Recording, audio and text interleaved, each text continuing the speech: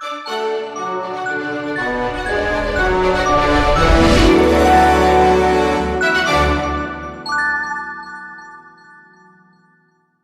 dia para todos. Para quem não me conhece, eu sou a professora Tatiana Lira Humada. Eu vou dar aula de tabelionato de notas. Então, para começar a aula de tabelionato de notas, eu preciso passar pela parte geral do registro público. Então, eu vou abordar, ou eu acredito que hoje eu consiga abordar tudo. Então, a aplicação da lei dos notários e registradores ao registro público em geral. Mas antes eu queria fazer algumas considerações a respeito do 9º concurso, que está aberto, né? Acredito, eu só não tenho certeza se as inscrições já encerraram. Não, ainda não encerraram. Então, analisando aqui a separação das matérias, eu não sei se todos olharam, se vocês prestarem atenção, registro público e notarial são 45 questões. Direito civil são 15 questões, administrativo e constitucional são 10 cada uma. Se vocês estudarem muito essas matérias, não estou dizendo para não estudar as outras, se vocês estudarem muito essas matérias, vocês conseguem 60% a 70% da prova. Então, assim, tem que analisar. Ah, eu gosto mais de conhecimentos gerais. Conhecimentos gerais é uma questão. Então, se você errar uma questão, o peso é muito menor do que as outras matérias. Então, assim, atentem nisso. Então, não dá para a gente olhar o direito separado de tudo. Por que eu estou falando isso para vocês? Porque eu fiz concurso há 2 anos e meio atrás. Fiz cursinho aqui, inclusive, em 2005. Então, eu trabalhava, como todo mundo trabalhava, eu dava aula à noite, então eu estudava de manhãzinha, estudava no domingo, porque sábado eu estava aqui fazendo curso. E eu passei. Então, vocês têm que selecionar o que estudar. Então, o que eu vou estudar para registro público? Normas da corregedoria. Normas da corregedoria tem que ser a bíblia de vocês. É livro de cabeceira. Todos os dias precisa estar lendo. Porque as questões não vão fugir muito do que está nas normas. Então, vocês conhecendo as normas, o que vocês vão fazer? Naquela questão que está errado, que está certo, vocês vão acertar. Porque vocês estão acostumados a ler com frequência.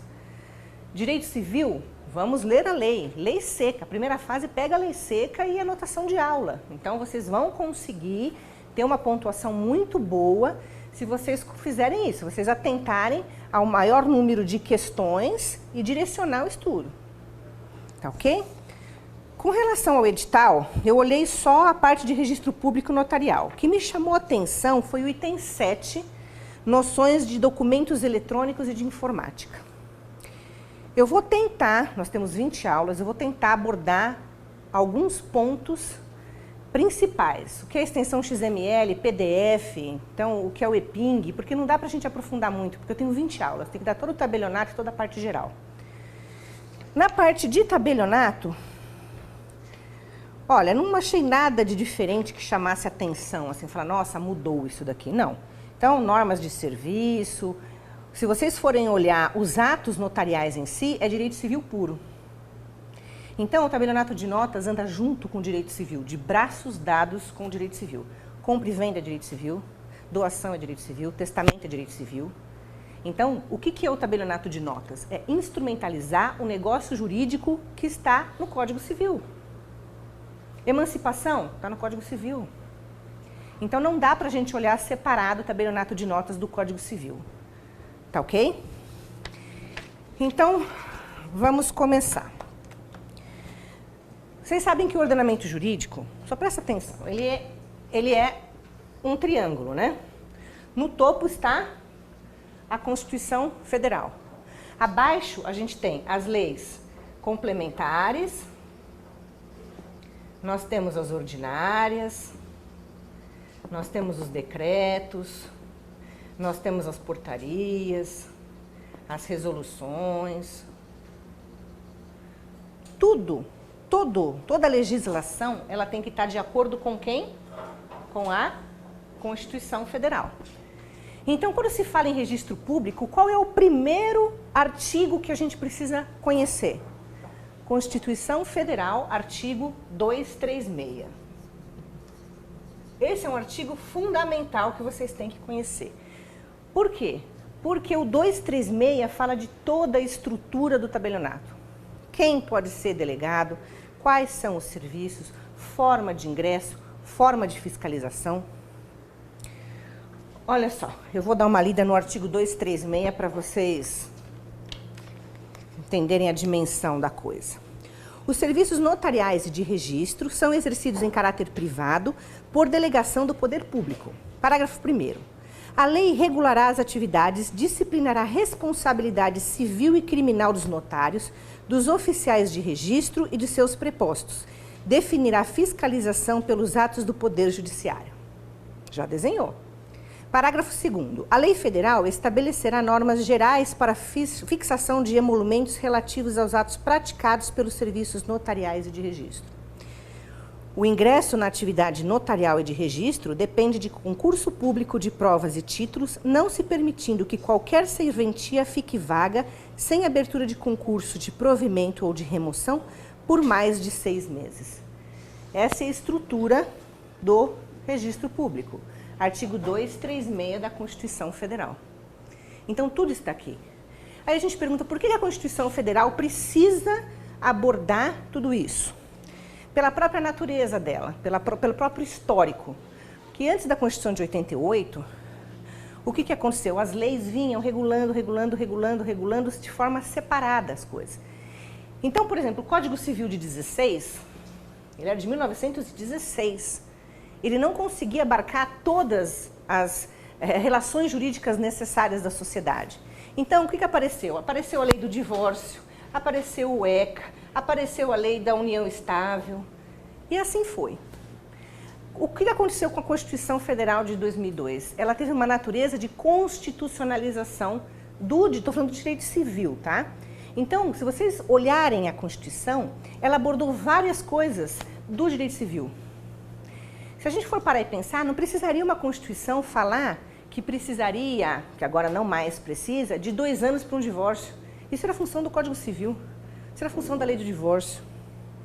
Então, o que aconteceu? A Constituição ela foi tentando acertar, essa nossa Constituição de 2008, tudo aquilo que estava meio perdido por leis esparsas.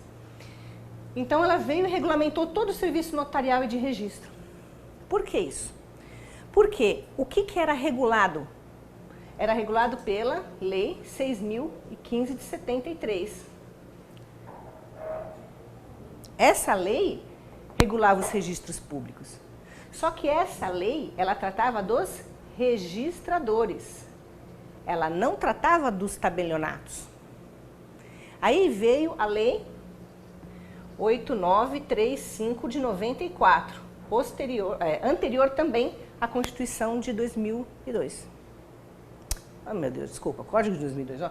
Constituição de 1988, ela é posterior à Constituição de 1988. Então, a Lei de Registro Público, a Lei dos Registradores, ela era anterior à Constituição. A Lei dos Notários e dos Notários, ela é posterior. Só que o que ela analisa não é apenas o tabelionato. Ela fala de prepostos, ela fala de fiscalização, ela fala de responsabilidade. Então, esta lei também se aplica aos registradores. Ok?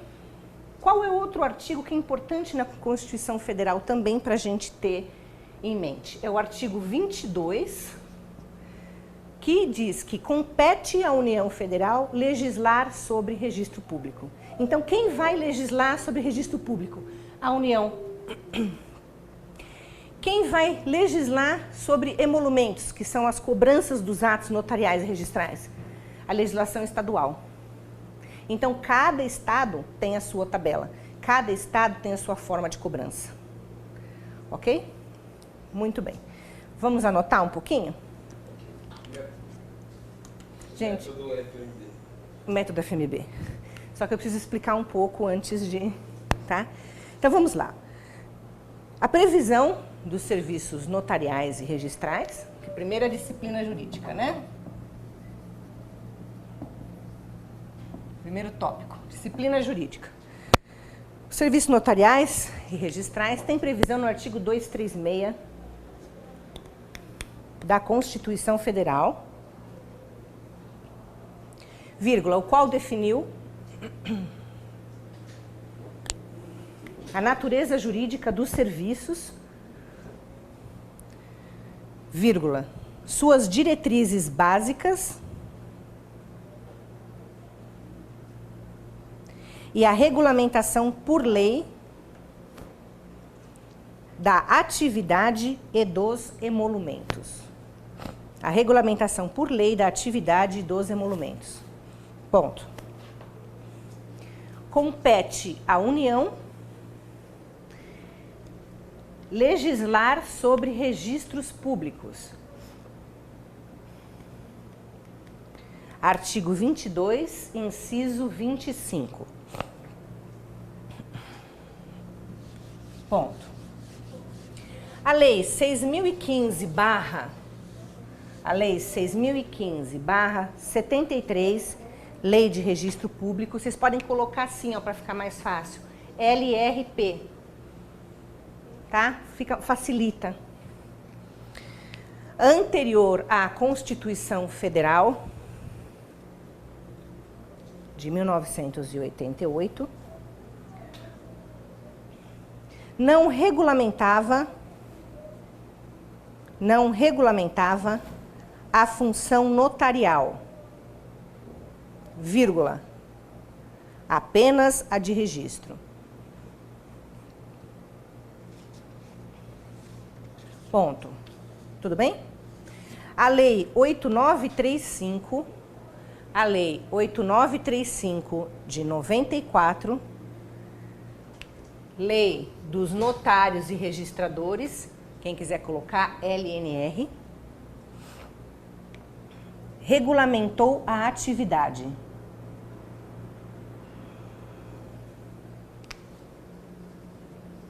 A Lei 11.331, de 26 de dezembro de 2002, regulamentou a cobrança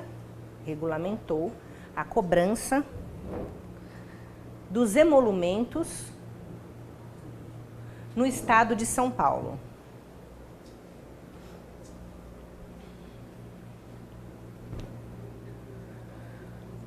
Ponto. Os estados, através das corregedorias, dos tribunais de justiça,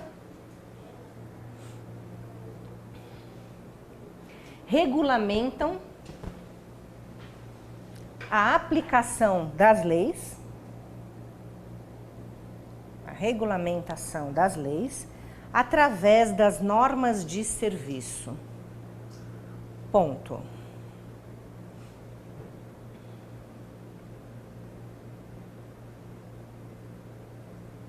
Bom, o que são essas normas? Só para vocês entenderem, depois a gente vai... Para que cada cartório ou cada serventia não trabalhe de qualquer jeito, cada um trabalha de um jeito, os tribunais precisam o quê? Eles precisam regulamentar a função, a atividade.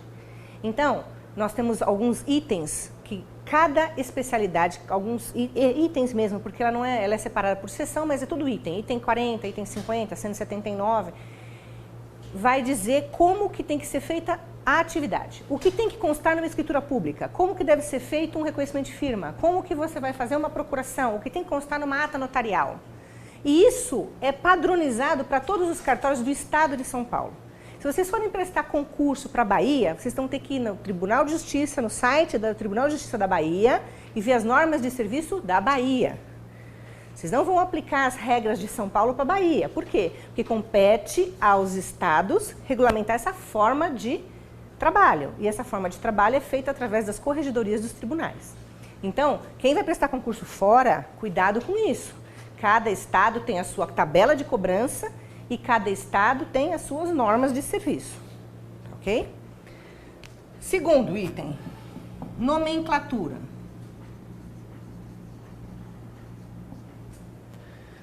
O que a gente está acostumado a falar? O cartório, não é isso? Aí vai lá no cartório e reconhece firma, vai lá no cartório e faz uma escritura pública. Então, com a Constituição de 88, o artigo 236, ele diz: os serviços notariais e de registro, a partir do momento que ela usou a expressão serviços notariais e de registro, ela definiu qual é o nome correto para um cartório. Serventia. Porque ele presta serviço notarial e registral. Só que se você for olhar, vai lá na serventia de notas. Onde que é a serventia de notas? A população não conhece. Pergunta onde é o cartório, todo mundo sabe onde é. É errado falar cartório? Não é errado falar cartório. É a forma popular. Mas qual é o correto após a Constituição Federal e para nós?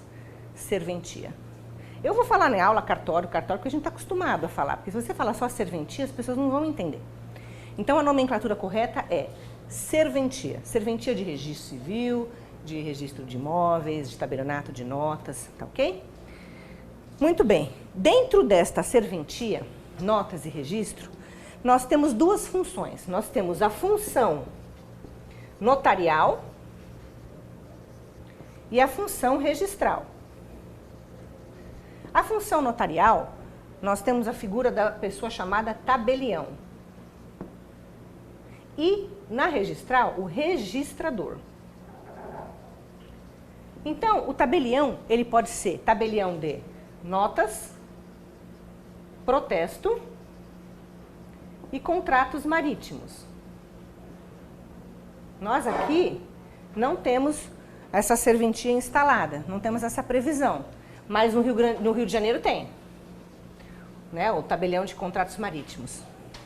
Então, o que acontece? Então, alguns serviços são feitos pelo próprio tabelionato. Tá? Onde você tem, porque o contrato marítimo você vai, interessa onde tem porto, não aqui em São Paulo. A função registral, nós temos o registrador de imóveis,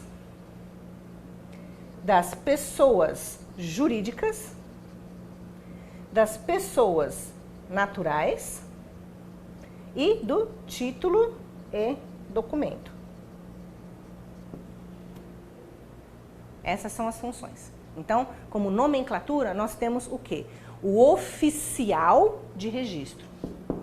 Então, o registrador, ele é oficial.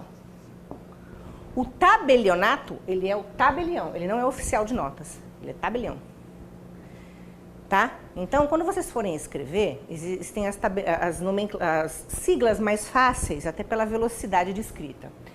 TN, tabelionato de notas, TP, tabelionato de protesto, OFRI, oficial de registro de imóveis, RC, registro civil, PJ, pessoa jurídica, RTD, registrador, né, de títulos e documentos. Então fica mais fácil para a gente escrever. Então quando a gente olha, a gente já sabe qual é a nomenclatura. Vamos anotar? A nomenclatura do prestador de serviço foi definida, a nomenclatura do prestador de serviço foi definida pelo artigo 236 da CF, Constituição Federal.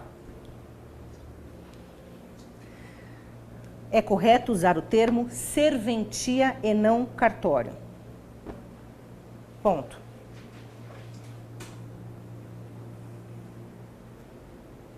Titular da função notarial, 2 pontos. Titular da função notarial. 2 pontos. Tabelião ou notário. Ponto. O tabelião pode ser de notas. A previsão do tabelião de notas está no artigo 7º da Lei 8935. Notas, artigo 7º, Lei 8935. Protesto, artigo 11, também da 8935.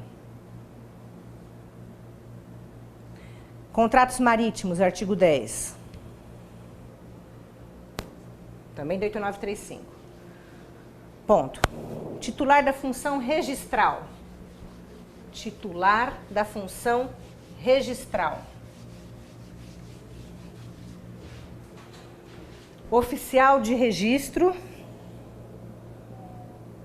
das pessoas naturais. Põe lá entre parênteses, ORCPN. Das pessoas jurídicas, ORCPJ.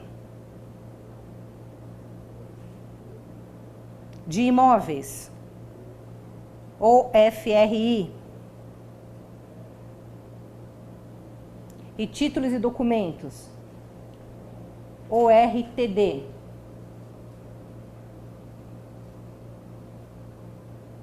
Ponto. Muitas vezes a gente fala assim, vai lá no TDPJ. Você fala assim, nossa, TDPJ, títulos, documentos, pessoa jurídica. Então, vocês vão ver que várias serventias são agrupadas, elas têm registro de imóveis, pessoa jurídica e títulos e documentos em um cartório só. Então, é o quê? OFRI, TDPJ. Então, você fala, vai lá no TDPJ. TD, títulos e documentos, PJ, pessoa jurídica. Então, assim, isso é costume, tá? de linguajar. Então, vamos nos acostumar também. Terceiro item, natureza jurídica.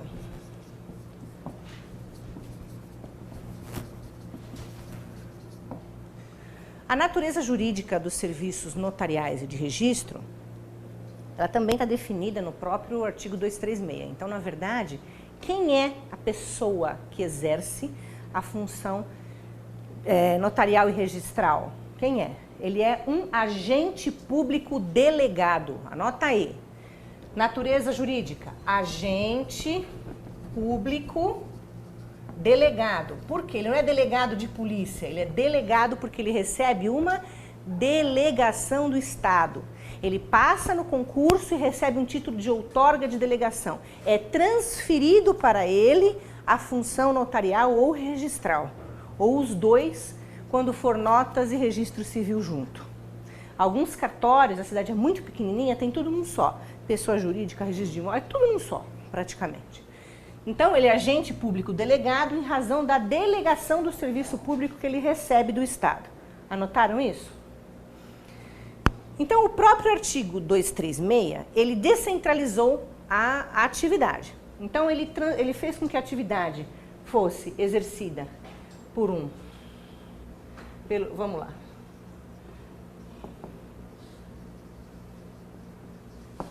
Então, o 236 fez o seguinte. A atividade tem dois aspectos. Nós temos o aspecto subjetivo e o aspecto objetivo. No aspecto objetivo está ligado à atividade. A atividade foi descentralizada, ela sai do Estado e passa para o particular. E com relação ao subjetivo, apenas pessoa física exerce a função. Não existe cartório que seja de pessoa jurídica, ele é de pessoa física. Cartório não é pessoa jurídica. Ele tem CNPJ apenas para fins previdenciários, mas ele é considerado pessoa física. Por quê?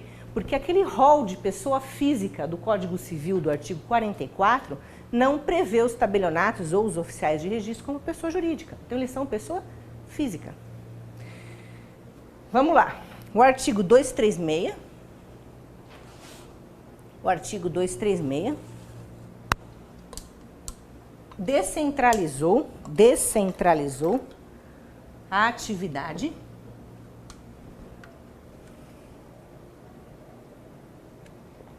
sob dois aspectos. A, aspecto objetivo.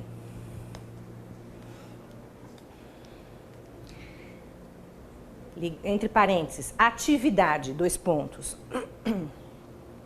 Atividade, dois pontos. É exercida por particulares em nome próprio e por sua conta e risco. Em nome próprio e por sua conta e risco. Então, olha só. Olha a responsabilidade quando se recebe uma delegação. Recebeu uma delegação, reconheceu firma diferente do que tinha. Você vai responder por isso, não é o Estado que vai responder, não. É você que recebeu a delegação. A partir do momento que o Estado tirou dele essa atividade e transferiu para o particular, a responsabilidade toda é sua. Por isso você tem que conhecer muito bem o direito, para saber a sua responsabilidade. Se você fez aquilo, banque o que você fez. Procure fazer certo. Porque quem vai responder numa eventual responsabilidade, no eventual prejuízo causado a terceiro é você. Com os seus bens particulares, com tudo. Tá ok? Não é o Estado. Aspecto subjetivo, exercido por pessoa Física.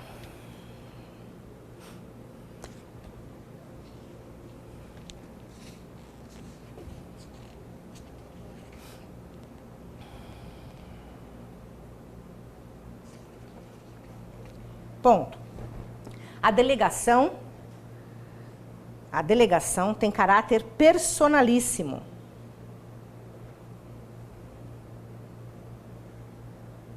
E se extingue pela morte, vírgula, aposentadoria facultativa, pela morte, aposentadoria facultativa, invalidez, renúncia,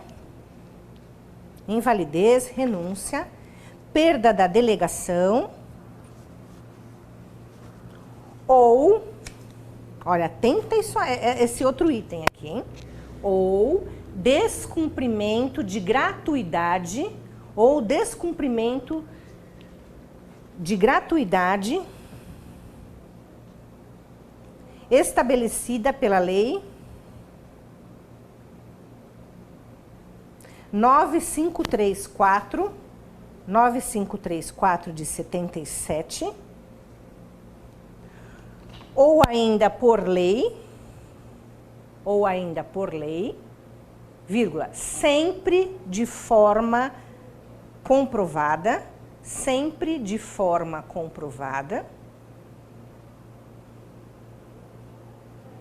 ou ainda, quando houver desmembramento ou divisão de comarca.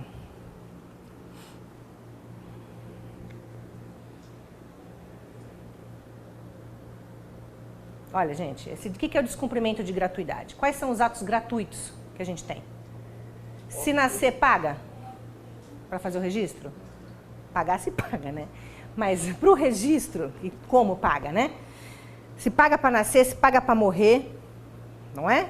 Mas para o cartório, não. O registro é gratuito. Se vocês cobrarem, vocês podem perder a delegação. Então, o que é que se extingue? Não se extingue o cartório? Não, o cartório não se extingue. O que se extingue é a delegação que foi passada para você. E o que acontece naquele caso? Vai acontecer o quê? Ah, o cartório ficou sem ninguém? Não. O Estado nomeia uma pessoa para responder por aquele cartório. E aquele cartório vai continuar com a sua atividade. Só que você perdeu a delegação. A sua delegação se extinguiu. Por isso que a relação particular-Estado. Sujeito, né? Aspecto subjetivo. Então, se você morrer, o cartório não vai parar. Não é? Se você aposentar, o cartório não vai parar. Se dividir a cidade, por exemplo, a cidade é muito grande, você tem um cartório, comporta 2 cartórios. Divide. Então, a sua delegação, ela não extinguiu integralmente, ela extinguiu uma parte. Então, quando há um desmembramento, a possibilidade de você escolher onde você quer ficar. Então, muitas vezes, você tem uma cidade, ou você tem um cartório, que na comarca, por exemplo, registro de imóveis. Você tem em cada comarca, você tem um cartório de registro de imóveis. Então, ele pega 2, 3 municípios, por exemplo. E um daqueles municípios vai virar comarca. Então, a partir do momento que ele vira comarca, ele vai ter um cartório de protesto, ele vai ter um cartório de registro de imóveis. E o que vai acontecer? O oficial tem, ou o tabelião, tem a possibilidade de fazer escolha. Se ele fica onde ele está, ou se ele vai para o novo cartório que vai abrir na outra comarca. Nesses casos de desmembramento ou de subdivisão de comarca. Ok? O que mais? Vamos anotar. Extinta a delegação. Nomeia-se um preposto. Para responder por ela. Ponto. Por ter caráter privado, o gerenciamento administrativo e financeiro é de responsabilidade exclusiva,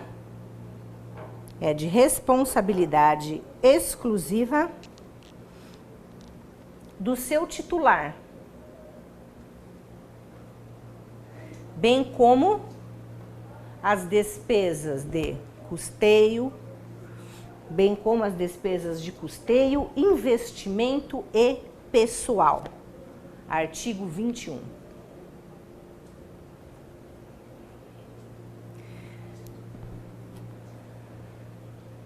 ok? Então, se você precisa contratar mais um funcionário, não é o Estado que vai contratar, é você titular que vai contratar.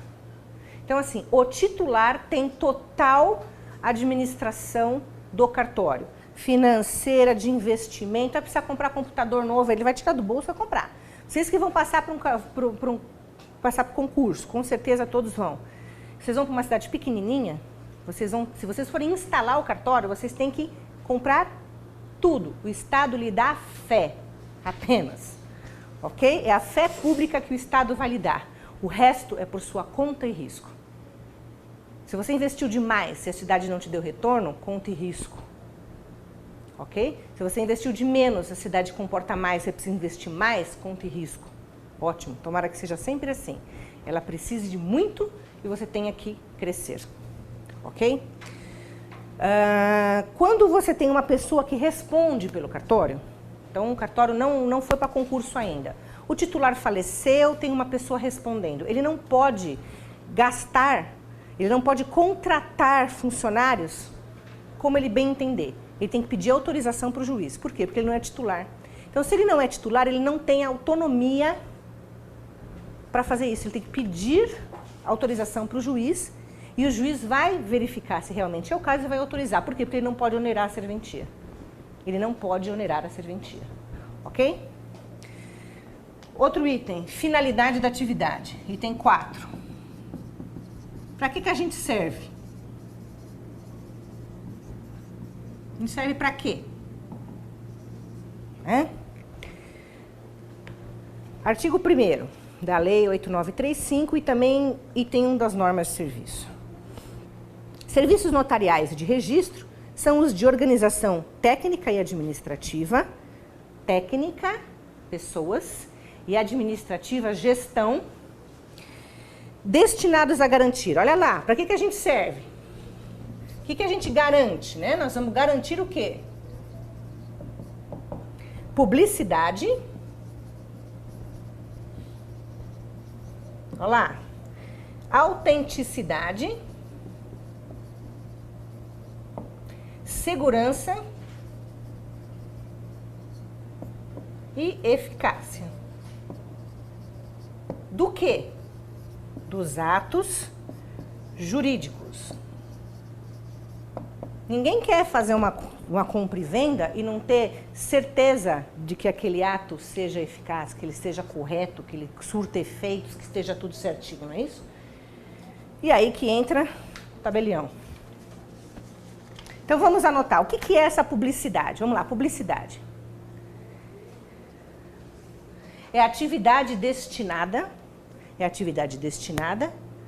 a divulgar ato ou fato destinada a divulgar ato ou fato público ou privado.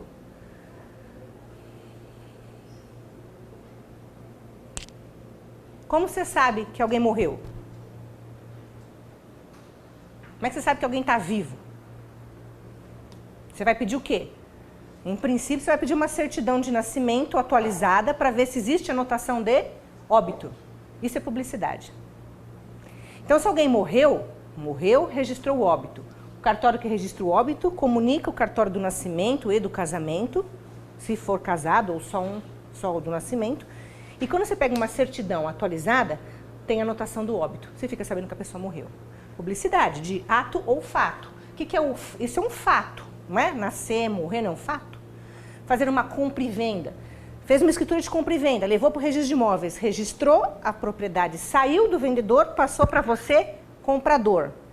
Como que os terceiros vão saber que aquela propriedade é sua? A partir do momento que você leva a sua escritura a registro. Publicidade de ato, ok? O que é autenticidade? É a confirmação do ato, pela autoridade legal, do serventuário, ponto. A presunção relativa quanto ao conteúdo, ponto. O que é isso? Para você entender que o seu ato, né, para ele ter a natureza de autêntico, uma escritura de compra e venda ela tem que ser lavrada por quem? Por um tabelião devidamente investido na função. Ele prestou o concurso, ele assumiu a serventia, ele fez o ato, então, em princípio, está tudo certo. Quem é que registrou essa escritura? O oficial de registro de imóveis. Também concursado, devidamente investido, tudo direitinho. Só que a presunção ela não é absoluta, ela é uma presunção relativa. Relativa com relação ao conteúdo. Se você recebe um comprador e um vendedor, ou um doador e um donatário no cartório, você tem que conversar e investigar se realmente ele quer vender ou se realmente ele quer doar. Só que nós temos limites nessa investigação. Muitas vezes a pessoa está sendo coagida e não demonstra. Então você precisa tomar muito cuidado com isso. Então numa doação, então chega lá, normalmente chega o neto, o filho, fala, minha mãe vai doar para mim e tal. Deixa eu lá com a sua mãe. Conversa com o doador em separado. Porque se tiver alguma coisa errada, ele vai te contar. Mas conversa em separado, não conversa na frente. Porque normalmente quem fala é quem vai receber, quem vai doar não fala. Quem realmente quer doar, chega lá e fala, olha, eu quero doar para tal pessoa. Então, conversa em separado. Conversa. A pessoa fala, minha avó vai doar tudo isso aqui para mim, vem com toda a documentação pronta. Só que você viu a avó? Você conversou com a avó? Sabe se a avó está sendo coagida a fazer essa doação? Então, assim, a gente tem limites para verificar. Por isso que a presunção é relativa com relação ao conteúdo. A gente não consegue pegar tudo.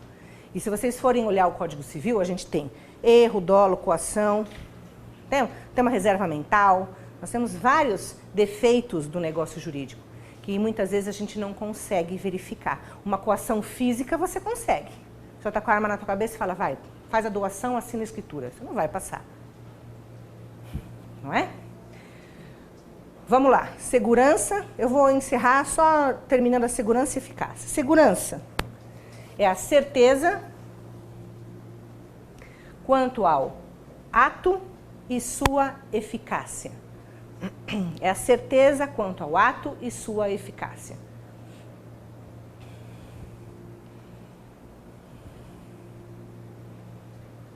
Ontem, eu atendi uma pessoa, vou dar um exemplo. Ontem eu atendi uma pessoa que foi fazer uma ata notarial e virou para mim e falou assim, mas qual é a diferença de eu fazer uma ata notarial de uma foto numa internet ou um documento particular? Então, para você explicar para o leigo, você não pode ser muito jurídico.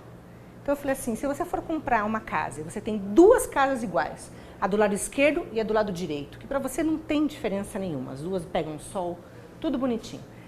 O do lado esquerdo chega com uma escritura pública e o do lado direito com um contrato particular, você compra de quem? Com a escritura pública.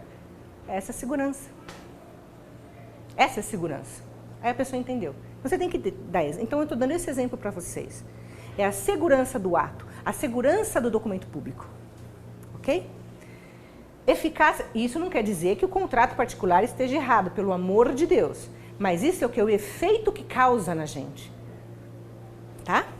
Eficácia dos atos jurídicos. O que é eficácia dos atos jurídicos? Quando a gente diz que um ato jurídico é eficaz, por que ele é eficaz?